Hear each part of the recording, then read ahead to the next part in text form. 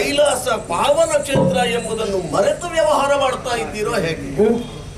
ಇಲ್ಲದೆ ಇದ್ರೆ ಒಬ್ಬರಿಗೊಬ್ಬರು ಸಹಕಾರಿಗಳಾಗಿದ್ದವರು ಒಮ್ಮಿಂದೊಮ್ಮೆ ನಿಮ್ಮಲ್ಲಿ ದ್ವೇಷ ಹುಟ್ಟಿಕೊಳ್ತಾ ಉಂಟು. ಸೌಹಾರ್ದತೆ ದೂರ ಹೋಯಿತು, ಉದ್ವಿಗ್ನವಾದ ವಾತಾವರಣ ಸೃಷ್ಟಿಯಾಯಿತು. ಅದು ನನ್ನ ಇದರಲ್ಲಿ ತಿಳಿಯದು ನನ್ನ ಮನಸ್ಸಿಗೆ ಎಷ್ಟು ನೋವಾಗಬಹುದು.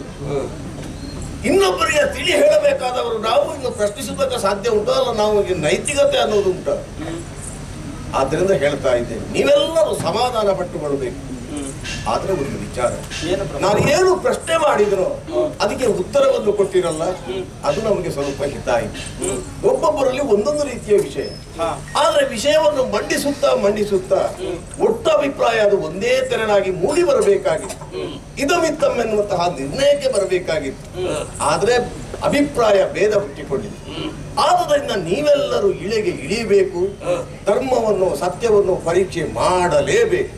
ಪರೀಕ್ಷೆ ಮಾಡುವ ಕಾಲಕ್ಕೆ ಅಲ್ಲಿ ಬಲ್ಲಿದನೋ ಪಾಮರನೋ ಪಂಡಿತನೋ ಅವನೋ ಇವನೋ ವರ್ಗ ವರ್ಣ ಅನ್ನುವಂತಹ ತಾರತಮ್ಯ ಭೇದ ಯಾವುದೂ ಬೇಡ. ಹೆಚ್ಚೇಕೆ ಒಬ್ಬ ಸಜ್ಜನರನ್ನೇ ಸಿಕ್ಕಿದ್ರು ಸಹ ನೀವು ಅವರನ್ನು ಪರೀಕ್ಷೆ ಮಾಡತಕ್ಕದ್ದು. ಅದು ಯಾಕೆ ಅಂತ ಅರ್ಥ ಆಗಲಿಲ್ಲ. ಗೊತ್ತಾಗ್ಲಿಲ್ವಾ? ಹೇಳ್ತೇನೆ ಕೇಳಿ.